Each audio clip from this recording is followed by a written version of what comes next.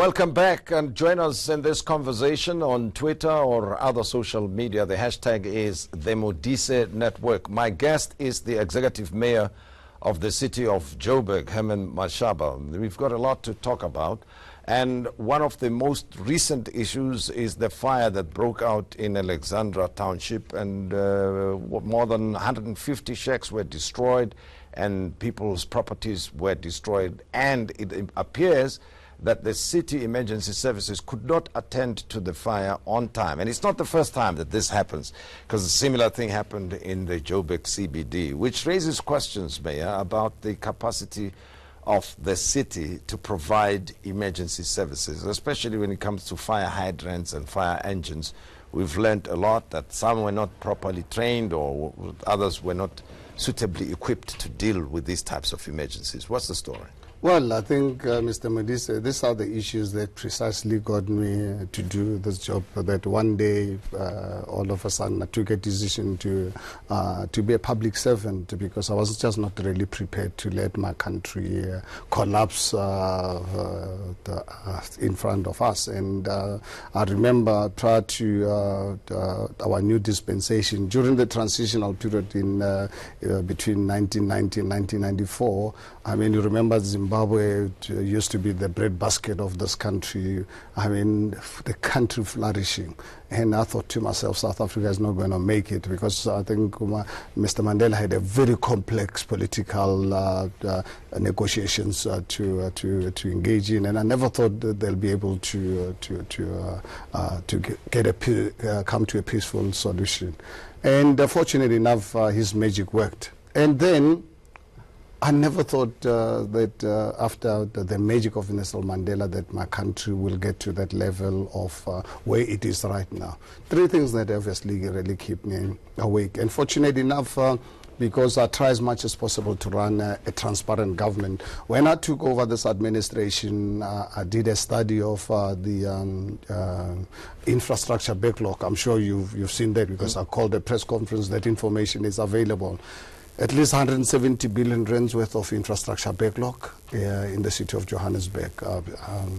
This city, since 1994, in terms of repairs and maintenance, never spent anything over 2%. You know, some of the bridges in the city of Johannesburg, because a few months ago I had to intervene, bridges on the M2 East, built over 50 years ago. It was engineers brought this to my attention, because 6% of the bridges in the city of Johannesburg are in good condition. The rest, and 94% are in bad shape. Is it? Yeah, well, bad shape, I think it's about over 50%. Yeah, but due for maintenance, so to speak. Due for maintenance. Yeah, only 6% are in good condition, and these 6% are new bridges, because there was never any maintenance. Just to really give you an example, you look at city power with our substations and our capacity to provide in uninterrupted the service to you as a resident. 27% of our electricity substations, they're way beyond the 100% of useful life. 47%, over 75%. So, I mean, we're sitting with 170 billion rands of infrastructure backlog, with only 10 billion rands maximum available to you. So, this is not unemployment. You know, 1 in 3 of our residents are unemployed. We're sitting with over 200 informal settlements. But, you know, let me ask this question. I mean, I'm going back to the original question about the firefighting capability of the city. So what's happening there? It leads to this. It's like, I mean, you ask about the capacity of our, do we have fire engines? I'm bungling government for 2 years, and you know the process of buying. Did we buy new engines over the years with the city growing? Because this city in the past was obviously meant for the few whites, because you remember you and I were not allowed in the city. Before 1994, we were only there to provide the services, and then we had to go out into the periphery of the city. Now all of a sudden you open up the new South Africa, including opening our borders to the world. But the infrastructure, you don't in fact even maintain it. You don't actually build additional capacity. See, where I want to go, Mayor, or I want to understand is that you do have capacity problems. Massive, and a massive capacity problem in most of the areas. Be, as I said to you, be emergency services, be electricity, be water, be the roads. You know, roads alone, to get the city of this country, this city's roads to be in the condition that you'd really be comfortable as a resident of the city of Johannesburg, I need just under 12 billion rands on the roads alone. Yeah. Now, here's another point, which you speak, very passionately about and repeatedly, and it gets you into trouble, if I must say, because people then have the view that Herman Mashaba is xenophobic. He raises the question of undocumented foreign nationals repeatedly. Why is that such an issue for you? And I'm not suggesting it's not an issue for other people. Very important. It's a very important subject. For you, from where you're sitting. For me, it's something really close to my heart. It's something that I actually find us South Africans to be totally responsible. We're sitting with a major problem of undocumented people, putting a strain on our infrastructure. Just this morning, this morning, just opened a clinic in Alexander, and I made it really very clear to the residents of the city of Alexander. I called on the executive director of public health in the city of Johannesburg. I said, from this month onward, all the clinics in the city of Johannesburg, I want them they must give me statistics of how many foreign undocumented people come into our clinics, because I cannot provide the services to our own people. Do you think residents share your views? Do they? Are they offended by what you say? No. I think the team last Monday, I had a meeting with informal traders in the city of Johannesburg. Called me. They wanted a meeting with me. I had a meeting with them. On this Monday, I wrote a letter to the Minister of Home Affairs with the minutes of that meeting. I gave him all the people who attended the meeting with their contact numbers.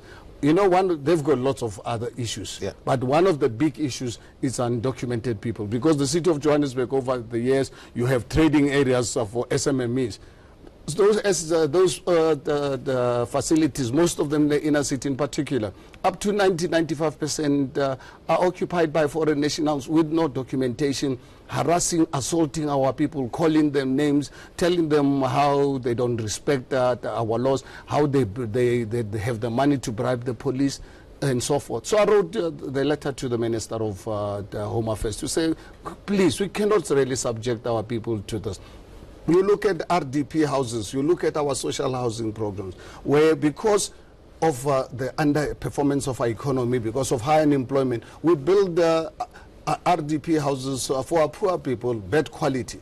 But then someone does not work. Now, a few months later, they rent this house to foreign nationals with no documentations. Then they're going, obviously, live in another informal settlement so that at least they can put bread on that table.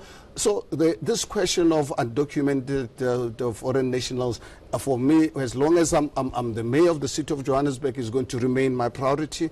Even when I'm out, I will raise it as a resident until such time that the national government Here's another point. Seriously.